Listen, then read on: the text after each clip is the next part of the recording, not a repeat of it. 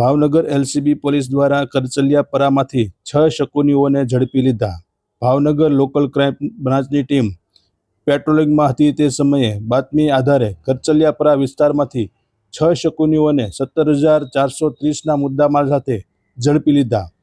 ભાવનગર એલસીબીના માણસો ભાવનગર શહેરી વિસ્તારમાં પેટ્રોલિંગમાં હતા તે દરમિયાન બાતમી મળેલ કે શહેરના કરચલિયાપરા પીપળાવાળા ડેલાના ખાંચામાં જાહેરમાં અમુક માણસો ગંજીપત્તાના પાના વડે હાથકાપનો જુગાર રમે છે, જે બાતમી આધારે બાતમીવાળી જગ્યા પર રેડ કરતા કાનાભાઈ રામજીભાઈ મેર, કાળુભાઈ ઉર્ફે ભુવાદાદા ફાફાભાઈ વેગડ, જીતેશ ઉર્ફે પેટી બાબુભાઈ બારૈયા, પ્રકાશ ઉર્ફે ભૂરો વિનુભાઈ ચુડાસમા, રમેશ ઉર્ફે લાંબો ભગવાનભાઈ બામણિયા, વિજય શાંતિભાઈ રાઠોડને જુગાર રમતા ઝડપી લીધા હતા।